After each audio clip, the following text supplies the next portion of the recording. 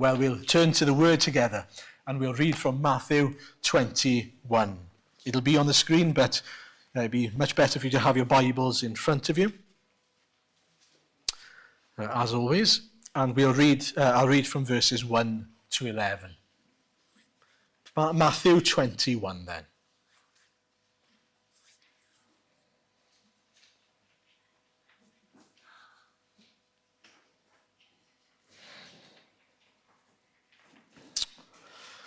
Jerusalem and came to Bethphage on the Mount of Olives. Jesus sent 2 disciples, saying to them, "Go to the village ahead of you, and at once you will find a donkey tied there with her colt by her. Untie them and bring them to me. If anyone says anything to you, say that the Lord needs them, and he will send them right away." This took place to fulfill what was spoken through the prophet. "Say to daughter Zion, see, your king comes to you, gentle or lowly, and riding on a donkey, and on a colt, the foal of a donkey." The disciples went and did as Jesus had instructed them. They brought the donkey and the colt and placed their cloaks on them for Jesus to sit on. A very large crowd spread their cloaks on the road, while others cut branches from the trees and spread them on the road. The crowds that went ahead of him and those that followed shouted, "Hosanna to the Son of David! Blessed is he who comes in the name of the Lord. Hosanna in the highest heaven." When Jesus entered Jerusalem, the whole city was stirred and asked, "Who is this?" The crowds answered, "This is Jesus, the prophet from Nazareth in Galilee." Well, may the Lord bless his word to us. Amen. Now, it's Palm Sunday. It's the Sunday before the events of Easter, and it's good to remember then how the Lord Jesus entered into Jerusalem on this Sunday and what it meant at the time and what it means for us as well, what it reveals to us even today.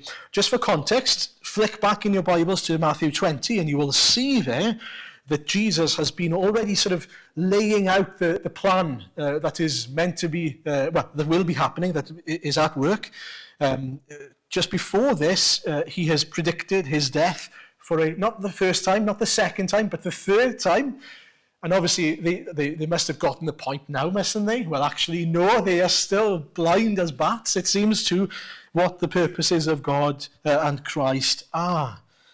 And not only that, but to sort of further illustrate to us, the reader, the blindness of the disciples, or the pride of the disciples and the hardness of heart. Just after that prediction, what do we hear? Well, we hear the mother of James and John coming to Jesus saying, "Oh, can you give my 2 sons a promotion? Let them sit on your right-hand side, on your right hand in when you enter into that kingdom and take over and reign." And Jesus says to them, verse 22 of chapter 20, "You don't know what you're asking. Can you drink the cup I'm going to drink?" You're still not getting it. You think that it's this kind of earthly kingdom that I'm going to be inheriting and that you're going to be reigning as some kind of counselors to this earthly king. I'm a king who's about to die. I'm a king who's about to leave. You do not get it. Just to further illustrate their blindness. And so we've got to remember that. It's important to remember that context because it shows us Jesus is fully in control. He knows exactly what's going on here. There's no part of this plan that is outside of his control. He is the king who is in control. And he is working out his purposes leading up to the cross.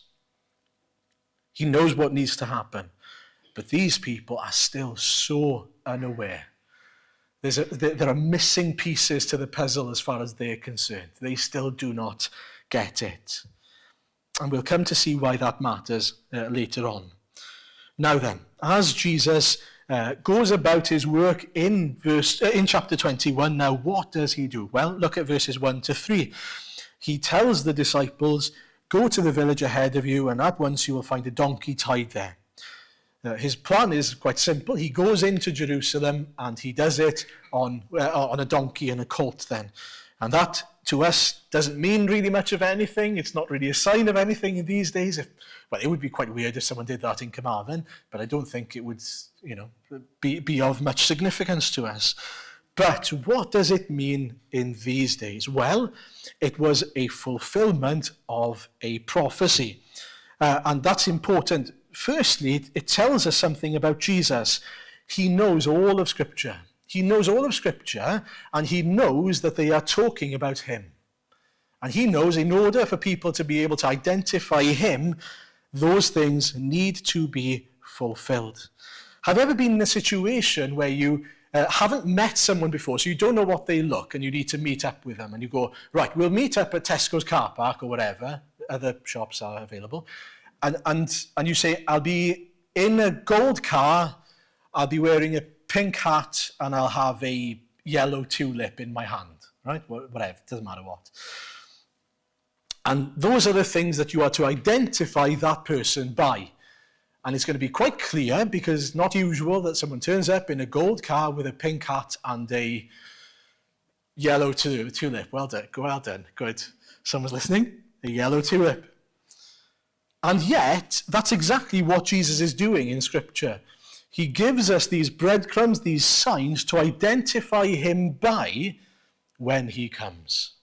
And not only that, but those things that he wears or the things that he does, they are deeper than just coincidental things. They matter.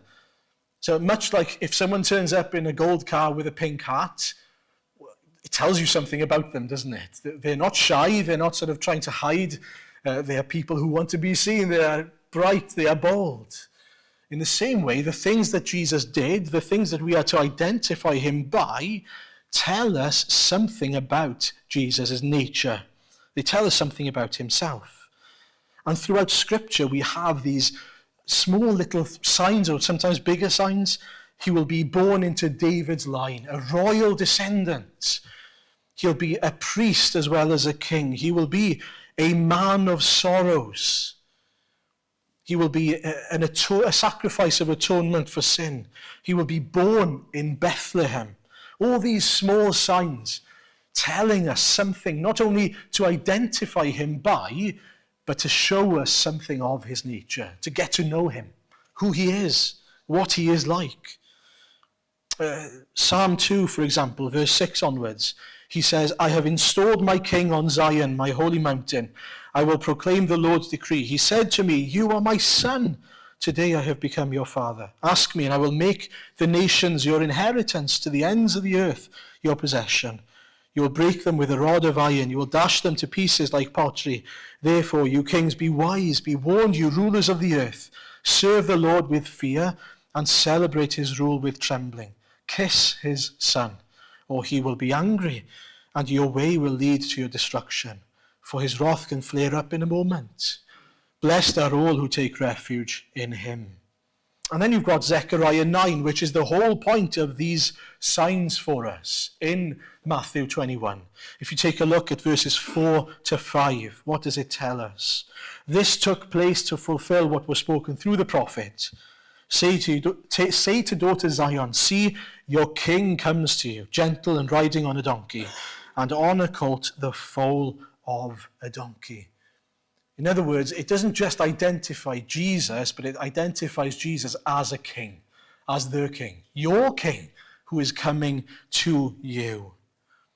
That's important. It's not the king, but your king, the king of Israel, the king of his people, the king of God's people. And so he is pointing to a king, but not just a king, but a righteous and victorious king. Not just righteous and victorious, but lowly or gentle. Again, someone who is victorious, who will succeed in his purposes, but in very different ways to the way we would expect him to. Not by coming to slaughter everyone, but by coming to be slaughtered. Isn't that amazing? That was even predicted back then, that he would be a different king. It says in Genesis 49, verses 10 and 11, the scepter will not depart from Judah, nor the ruler's staff from between his feet, until he to whom it belongs shall come, and the obedience of the nation shall be his.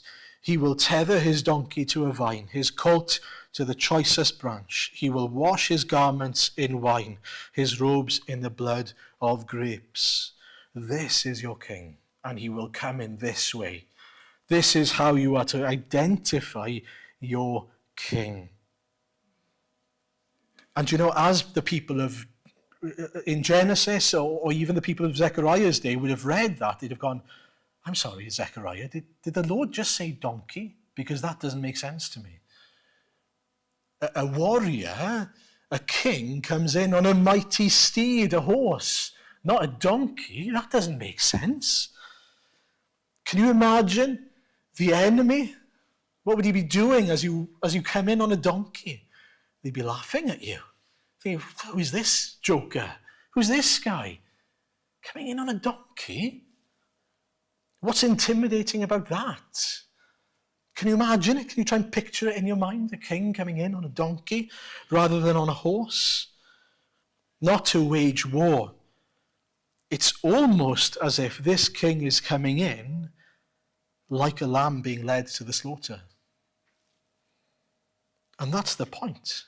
He is a gentle and lowly king because he didn't come to wage war against his enemies. By the way, we were all his enemies.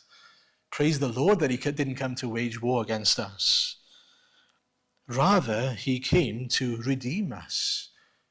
To wage war against Satan, in a sense, yes, but even that by giving, by sacrificing himself. I read something wonderful this week. If sinning is man trying to put ourselves in the position of king, then salvation is the king who's willing to put himself in the position of the sinner. I'll say that again. If sinning is man, us, trying to put ourselves in the position of king, which is what we do by sinning, we want to be the king, we want to be the Lord, the boss. Salvation is the king who's willing to put himself in the position of a sinner. And that's exactly what this king does. He doesn't come in order to wage war against us. He comes to redeem us by putting himself in a position of going to the slaughter in our place. A lowly, gentle king. A king of peace. It seems in the Old Testament at times that during times of peace, a king would come in on a donkey. A peace-bringing king. That's a hard thing to say. A peace-bringing king. And that's exactly what he does, isn't it? He's the Prince of Peace who has come to bring us peace between God and sinner. He's come to love us, to give of himself. We have such a mighty God. We have a God and King who spoke each and every one of us into existence and everything into existence. And he will speak us out of existence in an instant. He controls everything. He spoke the mountains into existence. He commands the seas and the animals and everything that's in creation. That's the might that he has. And yet, he laid aside that majesty and he chose to die for you and me. That is love.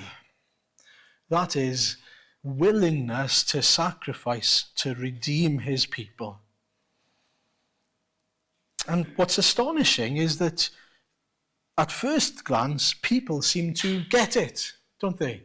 Because if you were to read on verse 7, they brought the donkey and the colt and placed their cloaks on them for Jesus to sit on. A very large crowd spread their cloaks on the road, while others cut branches from the trees and spread them on the road. The crowds that went ahead of him and those that followed shouted, Hosanna to the Son of David. Blessed is he who comes in the name of the Lord. Hosanna in the highest heaven. Can you imagine being there? It would have been quite amazing, I would think, to join in and to be able to wave your palm branches and to sing and to shout Hosanna to the Son of David. Hosanna means save us, we pray, basically.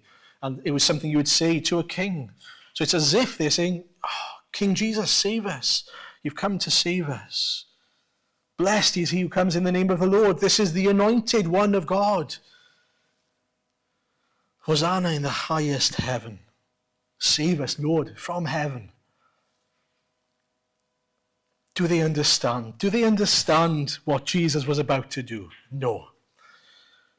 They had no idea that his kingdom was a spiritual kingdom, not a physical kingdom. They had no idea of their need for him to give him his life as an atoning sacrifice. They had no idea that in a few days' time, some of these people would also be shouting, "Crucify him, crucify him."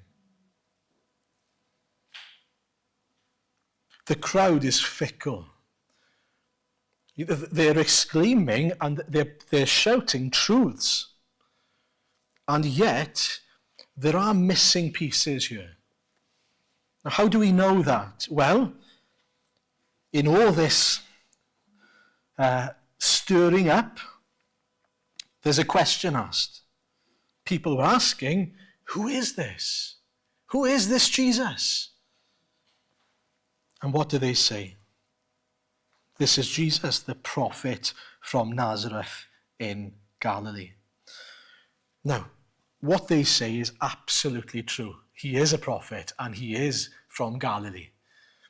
But what they've just experienced, what they've just seen, what's just happened, is not something that tells us that he is a prophet. What's just gone on tells us he is the king. So why on earth are they saying he is a prophet only? Do you get the point? They know him to be a prophet. They know him to have said things about God. But there's still this struggle to fully believe that he is a king and the king. He is a prophet, but he is so much more than a prophet. And after what's just gone on, the only reasonable answer, if you understood what's just gone on, is to say, he's the king, the Messiah king. J.C. Ryle makes a great point here.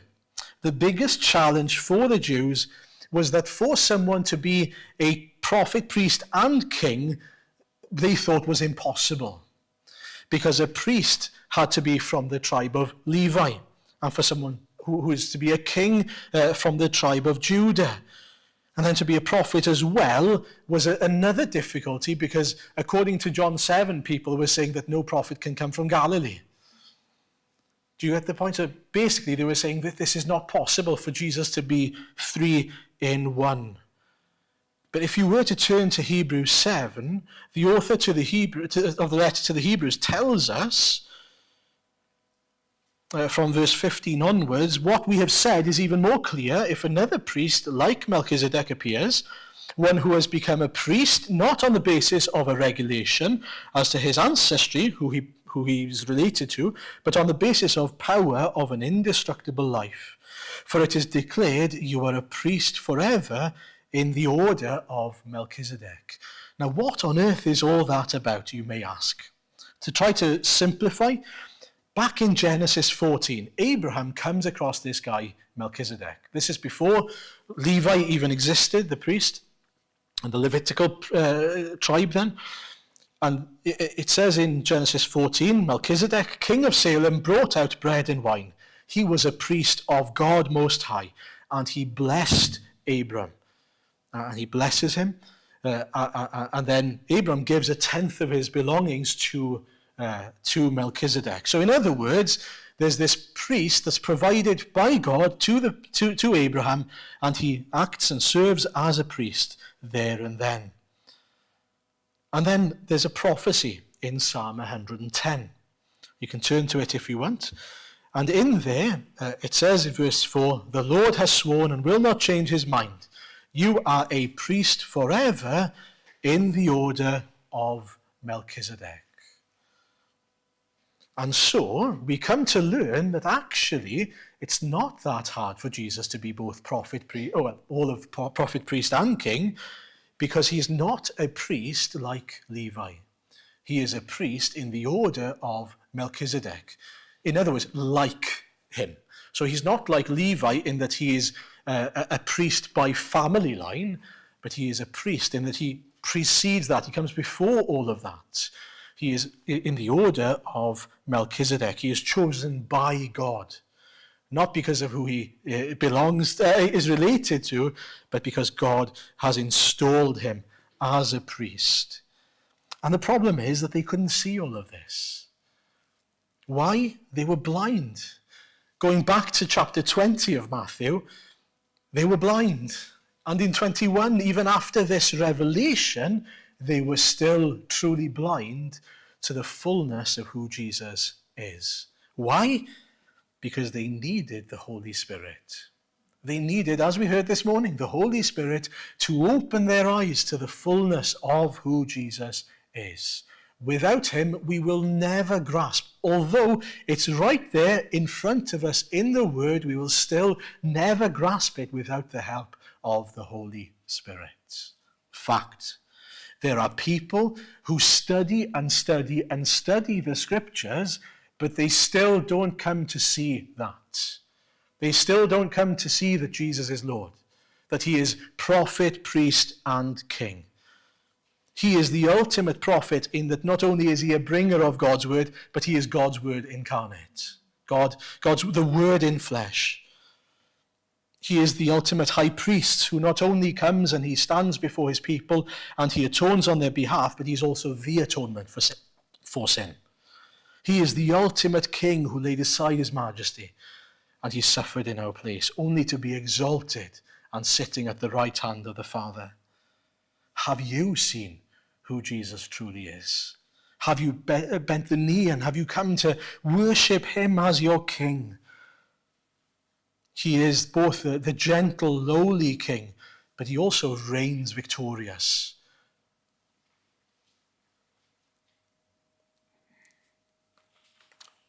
The response of the crowd seems to me like a safe response. Well, I kind of know, at least I know he's a prophet. He's told us things that God has said, so let's stick with that. I'll call him a prophet from Nazareth in Galilee. I'm not going to set my stall out and say he's a king. What about us? There are plenty of people who will admit that Jesus is some sort of something special. Oh yeah, he could be a prophet, good man, this, that, and the other. If someone was to ask you, who do you say he is? What's the answer? There's only one right answer. He is the King of Kings. He is our King. He is our Lord God Almighty. And thinking about this kingship, if you were to turn to Deuteronomy 17, there's instruction there about how a king should be in Israel. In verses 14 onwards. And this is what it says. When you enter the land the Lord your God is giving you, and have taken possession of it and settled in it, and you say, let us set a king over us like all the nations around us, be sure to appoint over you a king the Lord your God chooses. He must be from among your fellow Israelites. Do not place a foreigner over you, one who is not an Israelite. The king, moreover, must not acquire great numbers of horses for himself or make the people return to Egypt to get more of them. For the Lord has told you, you are not to go back that way again. He must not take many wives, or his heart will be led astray. He must not accumulate large amounts of silver and gold. When he takes the throne of his kingdom, he is to write for himself on a scroll a copy of this law, taken from that of the Levitical priests. It is to be with him, and he is to read it all the days of his life, so that he may learn to revere the Lord his God and follow carefully all the words of this law and these decrees, and not consider himself better than his fellow Israelites and turn from the law to the right or to the left. Then he and his descendants will reign a long time over his kingdom in Israel. It's funny, isn't it? When you think of all the kings of Israel, there are weaknesses that they've all fallen to, or sins that they've fallen to, that contradict that directly. Whether it's having too many wives, whether it's the gold and the silver, whether it's turning back to the people of Egypt, whatever it is, they've fallen in some way or another. And yet when Jesus comes, the true king, he is different in that he fulfills this to a T. He is all about loving his people, not thinking of himself better than them, but coming to serve them. He reveres the Lord in his full, complete faithfulness to the Father. There's nothing here where he falls short. He is the ultimate king. He is the ultimate king. And the big question is he your king? If you haven't submitted to him, you will face him. You will bow the knee to him one day. But the sad thing there is, and the horrific thing there is, you will bow the knee to him and acknowledge him Lord outside of citizenship in his kingdom, if you do not belong to him. Outside of citizenship, meaning that you are not his people. Which means you will face his wrath, his judgment. Now, in contradiction to that, if Christ is your king, you are a part of his kingdom. You belong to him and you get to live under this perfect king's reign. The King of glory, the loving king. The king whose kingdom is wonderful. Where righteousness reigns. Yes, it's imperfect now because we still live in the flesh, but one day it will be a perfect kingdom. We get to serve this great king. We get to belong to his spiritual kingdom. We are people of the risen king. Which means when we live our lives, we live it for him to reflect him. If my daughter goes to my son's room and says, "Clean your room," do you know what my son says? "No, who are you to tell me that?" And quite rightly, frankly. He has no authority. But if my daughter goes into my son's room and says, "In the authority of my father, the king of this household, clean your room," he will clean his room. Why? Because she is going with my authority. Under my authority. She has no authority of her own, but she is serving me by going under my authority. And that's our privilege on earth as God's people, as Christ's kingdom and citizens of his kingdom, is to be able to go with the authority, under the authority of Christ, and tell people, this is what the Lord says. It doesn't matter when people come to us and ask questions like, what do you think about this? What do you believe about this? Frankly, it doesn't matter what I believe about this. The only thing that matters is God says this. My king says this. And so this must be true. Our privilege is to serve the Lord in such a way where we reflect this is what God says. This is what it means to be a citizen of his kingdom. We get to enjoy this, whatever this might be. I wonder sometimes if we put too much weight on our sort of experience, our testimony, compared to his authority. The best thing we can tell people is what Jesus says, because he's the king. Let God speak for himself. And the second thing there, as I said, is that we are also to reflect the nature of the king. I think this is very important. What sort of a king would want a kingdom that contradicts his nature? Think about that. A king wants his reign and his people to reflect who he is and what he's about. And so for us, we are to delight in the king and to reflect the king.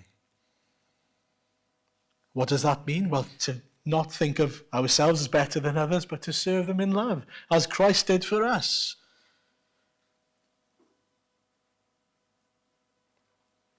Do we serve the king? Do we love the king? Do we bow down to the king? Now, important, he is the king. Not a friend, not a pal, he is the king. He's the authority. What he says goes. The wonderful thing is he reigns in love. And so whatever he calls us to, he does it for our own good because he loves us so much. That's so important to remember, isn't it? There are times as a parent where I have to tell my kids, you are going to do this, you're not going to like it, but I love you enough to explain to you, you are going to do it. It's for their good, whatever that thing might be. And they have to trust in my kingship, in my lordship over them, as it were. In the same way, there might be things in Scripture that the Lord is calling us to that seem hard to us, that seem difficult, but understand the heart behind it. He is a good God and a good King. Everything he calls us to is for our good and for his glory.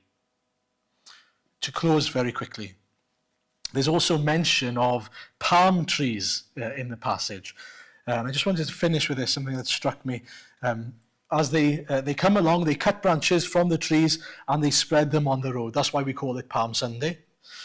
Where does that come from? Well, Leviticus 23, the festival of tabernacles. In order to rejoice in the Lord and to acknowledge his lordship over them, they would come, and verse 40, it is of Leviticus 23, if you want to turn to it. On the first day, you are to take branches from luxuriant trees, from palms, willows, and other leafy trees, and rejoice before the Lord your God for 7 days. I think we miss something of this sometimes. Not only do we have the privilege of worshipping the King, but he calls us to rejoice in him. To rejoice in what he's done for us and who he is to us. Where we were once enemies of him, we are now drawn near to him. We are at peace with our God. We should be rejoicing in the Lord.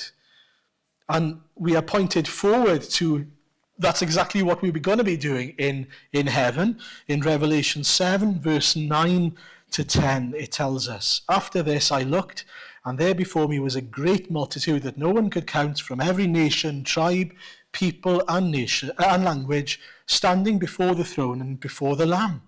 They were wearing white robes, and they were holding palm branches in their hands.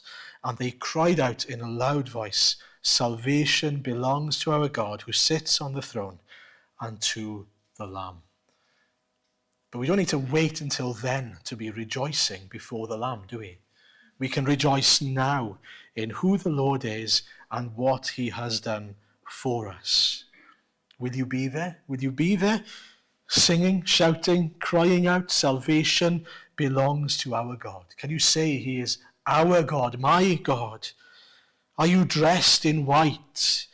Are you holding that palm branch, acknowledging his lordship, his kingship, and rejoicing in it?